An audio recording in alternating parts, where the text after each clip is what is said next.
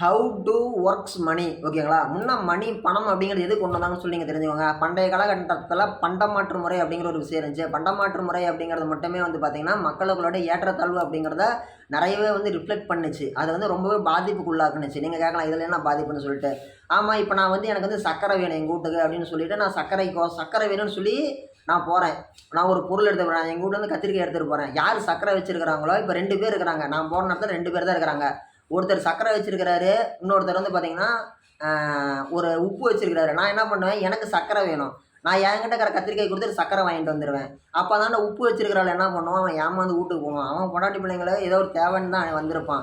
இப்போ அவன் ஏமாந்து போகிறான். ஸோ மனிதர்களோட ஏற்றத்தாழ்வுகள் வருது, மனிதர்களுடைய ஒரு ஏமாற்றம் வருது. இதெல்லாம் நம்ம தடுத்து நிறுத்தணும் அப்படிங்கிறதுக்கோசரம் தான் நம்ம வந்து ஒரு பணம் அப்படிங்கிற ஒரு மதிப்பு உருவாக்கணும். அதை கொண்டு வந்து கொடுத்துட்டு யாருக்கு என்ன வேணுமோ வாங்கிட்டு போயிடலாம், எல்லாருக்கும் எல்லாமோ அப்படிங்கிறதுக்கோசரம் உருவாக்கப்பட்டது தான் பணம், மணி, நாணயம். ஓகேங்களா. அப்படி உருவாக்கி கொண்டு வரப்பட்டது. கொஞ்ச நாள் கழிச்சு என்ன ஆகுது, அதுலேயே அட்வான்ஸ் முன்னேற்றம், மாற்றம் போய் என்ன ஆகுது, ஒவ்வொரு நாட்டிலையுமே வந்து ஒரு நாட்டுடைய ஜிடிபியை பொறுத்ததா ஒரு நாட்டுக்கு நம்ம ஒரு வருஷத்துக்கு இவ்வளோ பணம் பிரிண்ட் பண்ணணும். ஜிடிபின்னு என்னன்னு சொல்லி கேட்டிங்கன்னா ஒரு பொருளாதாரம். நம்ம இந்தியாவோட ஜிடிபி அப்படின்னா அதுக்கு அர்த்தம் இந்திய பொருளாதாரம். இப்போ இந்திய பொருளாதாரம் அப்படிங்கிறது எதை முடிவு பண்ணுவாங்க, இங்கே எத்தனை பேர் படிச்சுட்டு வெளியில் வந்திருக்கிறாங்க, எத்தனை பேர் சட்டத்துக்கு உட்பட்டு வரி கட்டுறாங்க, எவ்வளவு பேர் வந்து வெளியிருந்து உள்ளே வந்து கம்பெனி தொடங்கியிருக்கிறாங்க, எவ்வளோ வண்டி விற்று இருக்குது, எவ்வளோ பேர் டோல்கேட்டை கிராஸ் பண்ணுறாங்க, ஒரு நாளைக்கு எவ்வளோ பெட்ரோல் சேல்ஸ் ஆகுது, எவ்வளோ பேர் டிவி வாங்குறான், எவ்வளோ பேர் ஃப்ரிட்ஜ் வாங்குறான், எவ்வளோ பேர் வந்து ஆக்சிடெண்ட்டில் சாகுறான், எவ்வளோ விஷயங்கள் உள்ளாடி வருது. இப்படி எல்லாமே ஒட்டு மொத்தமாக எவ்வளோ பேர் நோயாளிங்க வரான், எவ்வளோ பேர் பிழைக்கிறான், எத்தனை பிள்ளைங்க பிறகுது, இதெல்லாம் கணக்கு வச்சு அப்போ இன்றைக்கி வந்து இப்போ உதாரணத்துக்கு சொல்கிறேன்னே, இப்போ இன்றைக்கி வந்து ஒரு துணி கடை இருக்குதுன்னா இன்றைக்கி வந்து ஒரு 1,00,000 குழந்தைங்க பிறகுதுன்னா இன்றைக்கி 1,00,000 குழந்தைங்களுக்கு துணி தேவை. அந்த துணி வந்து அவன் கடையில் பிரிண்ட் கொண்டு வந்து விற்கணும். அப்படிங்கும்போது இந்த மாதிரி ஒவ்வொரு விஷயத்தையும் கணக்கு பண்ணி இப்போ வந்து இவ்வளோ பணம் தேவைன்னு சொல்லி ரிசர்வ் பேங்க் ஆஃப் இந்தியா வந்து பார்த்திங்கன்னா பணம் வந்து பிரிண்ட் பண்ணுவாங்க. இப்படி வந்து மாற்றத்தை நோக்கி போயிட்டு இருக்குது ஜிடிபி. அதாவது பண்டமாற்று முறையிலேருந்து ஒரு மதிப்பு வேணும்னு சொல்லி உருவாக்கப்பட்ட அந்த நாணயம் அப்படிங்கிறது இன்றைக்கி வந்து ஜிடிபியை பொறுத்து மாறிட்டு இருக்குது. இந்த ஜிடிபிக்குள்ளே வந்து பார்த்திங்கன்னா ஒரு குறிப்பிட்ட காலங்களுக்கு முன்னாடி லட்சம் வச்சுருந்தா அவன் பெரிய பணக்காரன். இன்றைக்கி வந்து கோடி வச்சுருந்தாலும் அவனுக்கு கோடிப்பா. ஆனால் இன்றைக்கும் பணத்துக்கு மதிப்புங்கிறது இருக்குது. இன்றைக்குமே சராசரியாக ஒரு நடுத்தர குடும்பத்தோட மனிதனுடைய வாழ்க்கை வருமானம் அப்படிங்கிறது ஒரு மாதத்துக்கு ஒரு 10,000 மட்டும்தான்.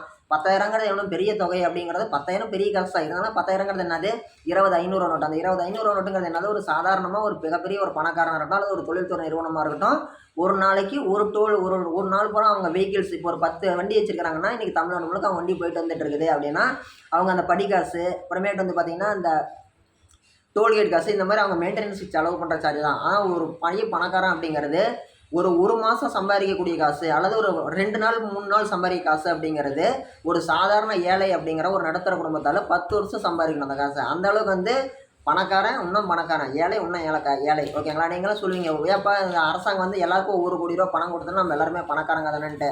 அப்பயும் வந்து ஏற்றத்தாழ்வுகள்ங்கிறது இருக்கும். எப்படின்னு சொல்லி கேட்டோம்னா, இப்போ இன்றைக்கி எல்லோரும் 1 கோடி ரூபா பணம் வச்சுருக்கிறோம் அப்படின்னா நம்ம என்ன பண்ணுவோம், அந்த 1 கோடி ரூபா வச்சுருந்தா யாரும் வேலைக்கு போக மாட்டோம். அப்போ என்னவோ பொருளாதாரம் அப்படிங்கிறது பாதிக்கப்படும். இன்றைக்கி 1 கோடி ரூபா பணம் இருந்தால் நம்ம யாரும் வேலைக்கு போவோம்னு நினைக்க மாட்டோம்.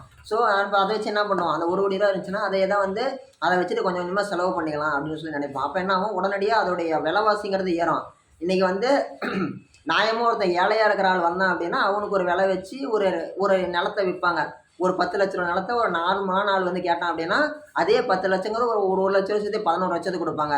ஒரு மிகப்பெரிய கோடீஸ்வரன் வந்து என்ன பண்ணுவாங்க, விட்றா 25 லட்சம் சொல்கிறா, அவன்கிட்ட தான் பணம் இருக்குல்ல வாங்கடா பார்த்துக்கலான்னு சொல்லிட்டு 10 லட்ச ரூபா நிலத்தை 25 லட்ச ரூபாய்க்கு விற்பாங்க. இதெல்லாம் என்ன, அவன்கிட்ட பணம் இருக்குதியா, நம்ம என்ன இல்லாதவன்கிட்டயா வாங்குறோம், இருக்கிறவன்ட்ட தானே வாங்குறோம் அப்படிம்பாங்க.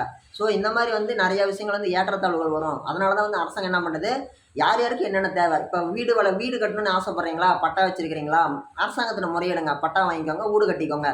ஓடா வேலைக்கு போகணுமா, 100 நாள் மகாத்மா காந்தி வேலை வாய்ப்பு திட்டத்தில் கலந்துக்கிறீங்களா, கலந்துக்கோங்க. இந்த மாதிரி ஒவ்வொரு சின்ன சின்ன விஷயத்தையாக கொண்டு வந்து கொண்டு போய் சேர்த்துறாங்கம்மா அரசாங்கம். அது காரணம் இதுதான். அரசாங்கம் நினச்சிருந்தா எப்போ எல்லாருக்கும் கொண்டு போய் கொடுத்துருக்கலாம். அப்படி கொண்டு போய் கொடுத்துருந்தா டோட்டல் சிஸ்டமே கொலாப்ஸ் ஆகிடும். அதுக்காக சொன்னால் இந்த மாதிரி கொடுக்காமல் இருக்கிறாங்க. உழைத்து வாழுங்கள், நிம்மதியாக இருங்க, சந்தோஷமாக இருங்க, உடம்பு ஆரோக்கியமாக பார்த்துக்கோங்க. கோடி ரூபா போட்டாலும் கிடைக்காத உடம்பு இது. மிகப்பெரிய அரசியல் தலைவர்கள்லேருந்தே இந்த இந்திய நாட்டோடைய குடியரசுத் தலைவராக இருந்தாலும் சரி, வயசாகிட்டா அந்த உடம்புடைய ஃபங்க்ஷன்ஸ் ஆர்கன்ஸ் அப்படிங்கிறது அது ஒரு முதிர்ச்சி அடையும், அதோடைய செயல்தன்மைங்கிறது வீக் ஆகும். ஓகேங்களா. யாராக இருந்தாலுமே ஒரு சாதாரண ஏழையாக இருந்தாலும் சரி, ஒரு குடியரசுத் தலைவராக இருந்தாலும் சரி, யாராக இருந்தாலுமே உடம்புங்கிறது ரொம்ப முக்கியம். உடம்பு ரொம்ப பத்திரமா பார்த்துக்கோங்க. சாப்பிடுங்க, எல்லாரும் சந்தோஷமாக இருங்க, நல்லா இருங்க.